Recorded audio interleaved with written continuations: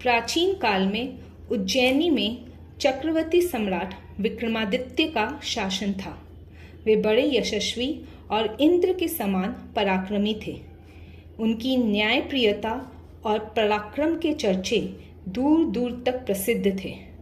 राज्य की समूची प्रजा उन्हें स्नेह करती थी। राजा विक्रमादित्य प्रत्येक व्यक्ति की सहायता के लिए तत्पर रहते थे। वे प्रतिदिन निर्बल और दीन दुखी लोगों को दान दक्षिणा दिया करते थे। सज्जन एवं धर्मपरायण व्यक्ति सदैव उनके दरबार में प्रतिष्ठा प्राप्त करते थे। राजा विक्रमादित्य प्रतिदिन राजसभा में बैठकर अपने सभासदों से राज्य के बारे में विचार विमर्श करते थे। एक योगी भी प्रतिदिन उनकी राजसभा में आता और एक फल उन्हें दे जाता। राजा विक्रमादित्य भी प्रतिदिन वह फल ले लेते और अपने कोषाध्यक्ष को सौंप देते थे।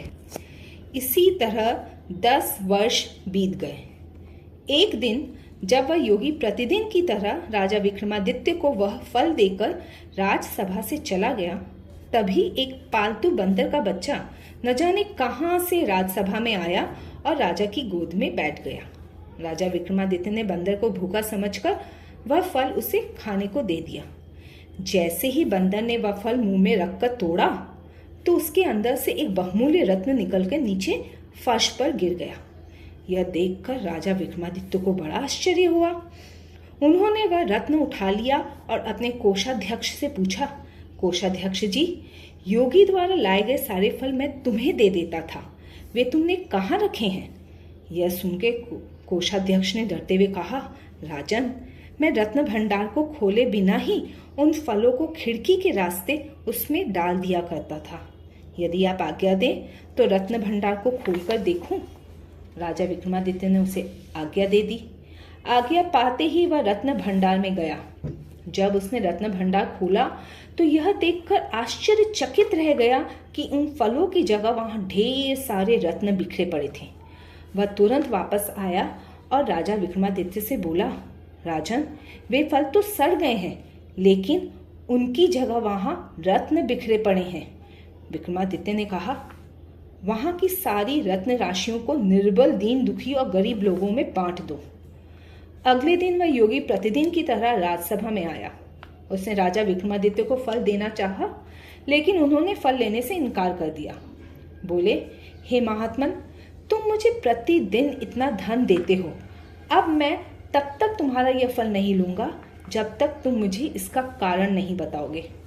राजा विक्रमादित्य की बात सुनकर योगी उन्हें एकांत में ले गया और बोला, राजन, मुझे एक मंत्र की साधना करनी है। इसके लिए मुझे एक वीर पुरुष की सहायता चाहिए। उस कार्य में मैं आपकी सहायता चाहता हूँ। योगी की बात सुनकर राजा विक्रमादित्य ने उसे सहायता का वचन दे दिया। तब संतुष्ट होकर योगी ने उनसे कहा, राजन, मैं आगामी कृष्ण चतुर्दशी को यहाँ के शमशान में बरगद के पेड़ के नीचे आपकी प्रतीक्षा करूँगा। आप वहीं मेरे पास आएंगे। राजा विक्रमादित्य बोले, ठीक है महात्मन, मैं ऐसा ही करूँगा। कुछ दिन बाद जब कृष्ण चतुर्दशी आई, रात होने पर वे नीले कपड़े पहनकर, माथे पर चंदन लगा के, हाथ में तलवार लेकर गुप्त रूप से राजधानी से बाहर निकल गए। चलते चलते कुछ देर बाद वे उस शमशान में पहुंच गए जो योगी ने उन्हें बताया था। वहां भयानक गहरा अंधेरा छाया हुआ था। यह देख के राजा विक्रमादित्य स्तब्ध रह गए। शमशान में लोगों के जलने की दुर्गंध फैली हुई थी। अनेक जली और अधजली चिताओं की अग्नि धधक रही थी। अनेक जंगली हिंसक जीव ठंडी हुई चिताओं के आसपास घूमते हुए नर मांस को खाने की कोशिश कर रहे थे। कुछ दूरी पर गीदड़ों का विशाल झुंड हुआ हुआ की आवाजें करता हुआ वातावरण को और भी भयभीत बना रहा था। ऐसे भयप्रद वातावरण को देखकर भी राजा विक्रमादित्य निर्भीक होकर योगी को ढूंढते ढूंढते उस बरगद के वृक्ष के पास पहुंच गए, जिसके नीचे वह मंडल बना रहा था। राजा विक्रमादित्य उसके पास जाकर बोले, महात्मन, मैं आ गया हूँ, अब बताओ मुझे क्या करना है। राजा विक्रमादित्य को देख के योगी प्रसन्न होकर बोला, राजन, यदि आपने मुझ पर कृपा की है तो यहाँ से दक्षिण की ओर चले जाइए। वहाँ आपको एक विशाल सिरस का वृक्ष मिलेगा। उस पर एक मरे हुए आदमी का शरीर लटक रहा है। आप उसे यहाँ ले आइए और मेरा काम पूरा कीजिए। यह सुनकर सत्य प्रतिज्ञ राजा विक्रमादित्य ने कहा, महात्मा, मैं ऐसा ही करूँगा। यह कह के वे दक्षिण की ओर चल पड़े। जलती हुई चिताओं के प्रकाश के सहारे वे उस अंधकार में राह ढूंढते हुए किसी तरह उस शिमशपा वृक्ष के पास पहुंच गए। वह वृक्ष चिता के धुएं से काला पड़ गया था। उससे जलते हुए मांस की गंध आ रही थी। उसकी एक शाखा पर एक शव लटका हुआ था। वह ऐसे लग रहा था मानो किसी प्रेत के कंधे पर लटक रहा हो। यह देखकर वह पेड़ पर चढ़ गए और डोरी काट दी। डोरी कटते ही शव जमीन पर गिर पड़ा। जमीन पर गिरते ही अचानक शव चीख उठा, जैसे बड़ी पीड़ा हुई हो उसे। विक्रमादित्य ने समझा कि यह मनुष्य जीवित है। उनको उस पर दया आ गई। वृक्ष से उतार के वे उसके अंगों को सहलाने लगे। तभी वह शव जोर जोर से हंसने लगा। राजा विक्रमादित्य ने समझ लिया कि यह उस पर बैताल चढ़ गया है। उसने कहा, हंसते क्यों हो? आओ मेरे साथ चलो। विक्रमादित्य का इतना कहना था कि बेताल शव सहित उसी वृक्ष पर जा लटका। उन्होंने पुनः वृक्ष पर चढ़ के शव को फिर नीचे उतारा।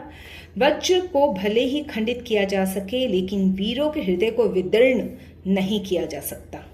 राजा विक्रमादित्य ने शव को कस कर पकड़ा। बेताल ने अपने बचने के लिए बहुत हाथ पैर मारे, किंतु वह विक्रमादित्य की गिरफ्त से आजाद न हो सका। फिर वह शव को कंधे पर लाद कर योगी की कुटिया की ओर चल पड़े। तभी शव के अंदर से बेताल ने कहा, उज्जैनी नरेश, मैं जानता हूं कि आप अपनी हट के पक्के हैं।